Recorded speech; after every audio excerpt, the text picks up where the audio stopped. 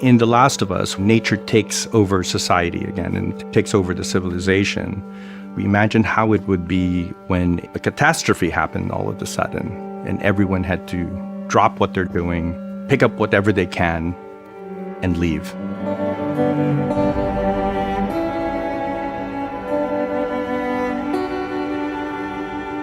With the game, because immersion is such a big component of it, everything is seen either through Joel's perspective or Ellie's perspective, and that's it. And because we want you to spend a lot of time with them, moving from space to space in real time and becoming them.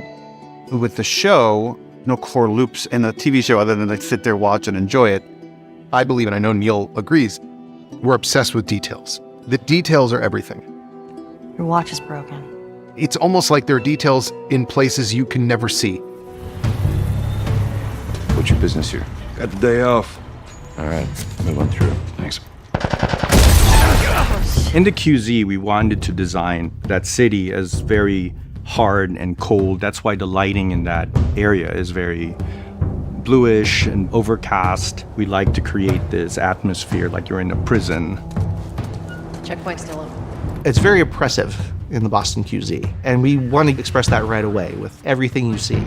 You see men with guns, you see fences up everywhere, keeping you from walking anywhere other than where the government wants you to be. You won't see a lot of trees in the QZs, you won't see a lot of grass. Everything is very sterile, everything is man-made. You can see the misery of what's happening and how society is very desperate and frustrated. I think in a really harsh way, he's figured out how to survive. Smuggling contraband, carrying out deeds. Let's go wrap this up.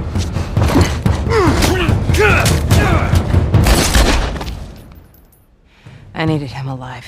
What I also love is that there were opportunities to see Marlene doing different things. Because the story's so rich, you could probably walk into any room on there and have a completely new story happening, and we get to do that.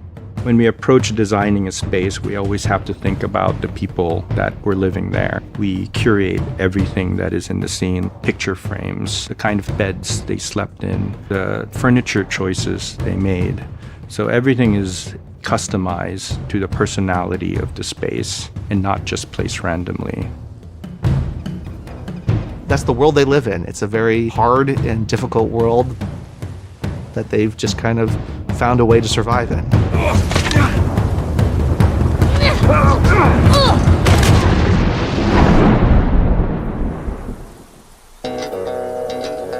In Billstown, you have a small town that is run by Bill. Don't touch! He lets nature take its course.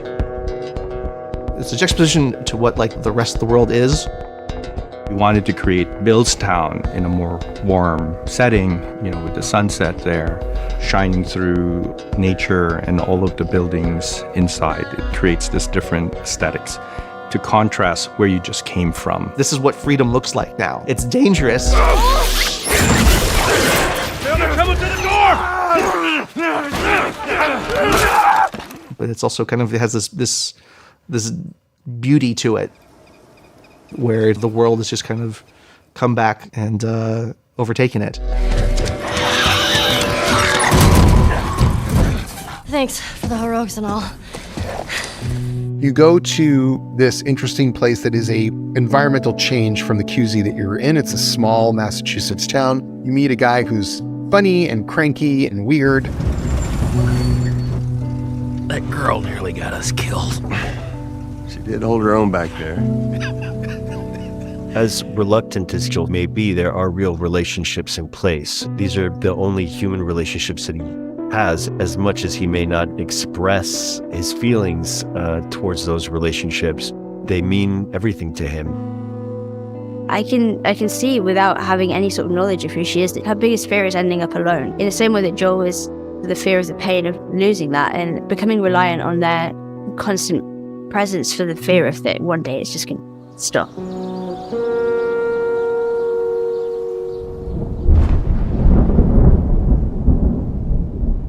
There's a lot of darkness in these games. It's going to sound weird, but when I'm making these animations, I'm trying to pull as much light out as possible, despite of kind of what happens throughout it. I've now heard from a couple of people that have watched the whole show and went back to play the game, and they said the game feels richer now, having watched the show. If you don't think there's hope for the world, why bother going on? It was very much going through the screen as if the screen is a portal and you're in it. You haven't seen the world, so you don't know. You're in the game, and you couldn't have asked for a more complete experience. I still think that there's kind of a glimmer of hope in this game. I think there's a glimmer of hope in every animation that we make. Ellie exploring the world, that's not a dark thing. It's a lighter way of seeing a very dark world.